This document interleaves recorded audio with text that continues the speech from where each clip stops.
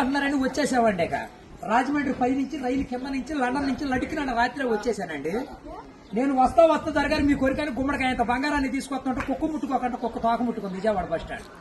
కుక్క తోక ముట్టుకున్న బంగారం మళ్ళీ మీరు ముట్టుకుంటారా లేదని 7 పాలేళ్ళ పెట్టించేసి ఏట్లో పడేపించానండి. 3 కోట్లు తీసుకెళ్లి మురికాలలో పడేశాను. మా ఇంట్లో కోట్లు కుక్కలు తింటుంటాయండి, లక్షలు లక్కలు తినేస్తుంటాయి. ఎలుకలు తినేసి చిల్లర చీమలు తినేసేస్తాయి. ఇక కాగితాలు కట్టుంటే కాగితాలు తీసుకెళ్లిపోతాం. మాకు పొయ్యిలో ఎండి ఇంట్లో బంగారం ఉందండి, కాకపోతే ఇంట్లో వాళ్ళు ఎసట్టాలు బియ్యం లేక ఎండిపోతున్నారు. గురుగారు మీకు ఏమన్నా డబ్బుకి కానీ ధాన్యానికి కానీ ఏమన్నా లోటుగా ఉంటే మాకు కౌరు చేయండి, మేము పంపించేస్తాం.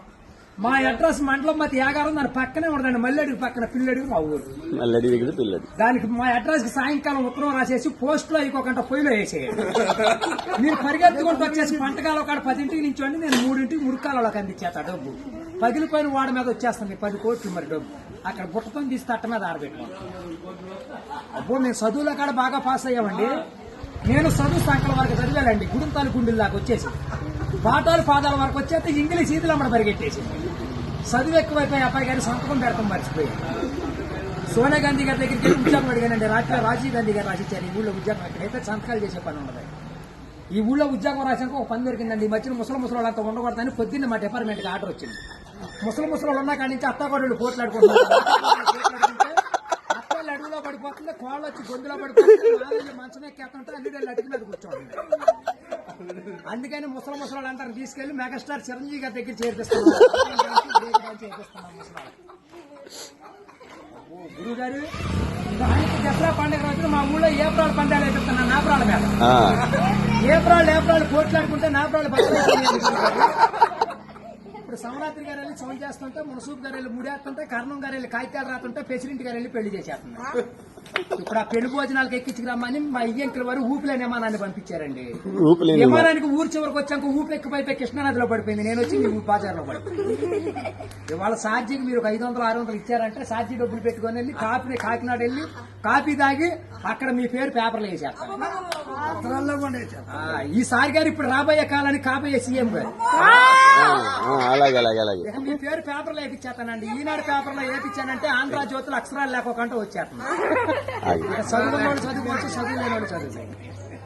దొరగారు మన ఊరంతా ఖాళీగా ఉందని సాయంకాలం మన ఊరు కాలువలో కరువు మీటింగ్ పెట్టిస్తున్నాం. మీరంతా అక్కడ వచ్చేయండి. ఇప్పుడు కాలువలో కరువు మీటింగ్ పెట్టించి నూతులో టిక్కెట్లు ఇప్పించి ఏట్లో సినిమా చూపించి బుడమెట్లో చూపిస్తున్నా బురకట్ట.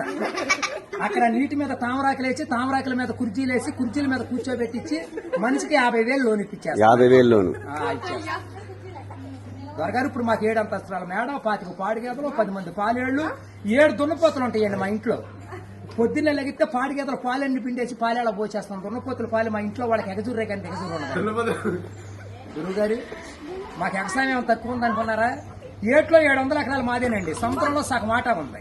పల్లాలో 25 ఎకరాలు ఉంటే విజయవాడ కృష్ణానదిలో బ్యారేజ్ కట్టే పక్కన 55 ఎకరాలు నా పేరునే ఉందండి. నేను ఆటలు ఏమేమి పండిస్తున్నాను అనుకున్నారు? ఈ మధ్య జనాలంతా ఎక్కాలంటుంటే ఎక్కుళ్ళు వచ్చేస్తున్నాయి, బీబీట్లు తింటే సుకర్లు వస్తున్నాయి, చిట్టిపోరు తింటే చిందులు వేస్తున్నారు, మగసిరులు తింటే మతులు పోతున్నాయి అని చెప్పి ఇప్పుడు నేను చీమలతో సముద్రం మధ్యని దున్నిచ్చి, నక్కలతో నారు తెప్పించి, చుంచులతో ఊడిపించి, ఎలుకలతో కోపించి, కాకులతో కాటా పెట్టిస్తే ఎకరానికి 95 బత్తాలు పడుతున్నాయి తోకలేనట్టు. మీకేమన్నా కావాలంటే చెప్పండి, సాయంకాలం ఆఫీస్ కాడికి వస్తాను, ఒక లారీలో ఒకటి మీ ఇంటికాడ పంపించాను. మరి పంపించండి. మళ్ళీ మా యాప్ వచ్చిన కొనుగోలేదు, లక్షలకు వచ్చిన కరువు లేదు. కోట్లు కుక్కలు వేసినా, లక్షలు నక్కలు వేసినా కానీ మేము కాఫీ దగ్గర కాకినాడ వెళ్ళిపోవాలి, భోంచేతకి బొమ్మ వెళ్ళిపోవాలి, నిద్ర చేతకి నీలగిరి వెళ్ళిపోవాలి. ఈ మధ్యన ఏది చూద్దాం.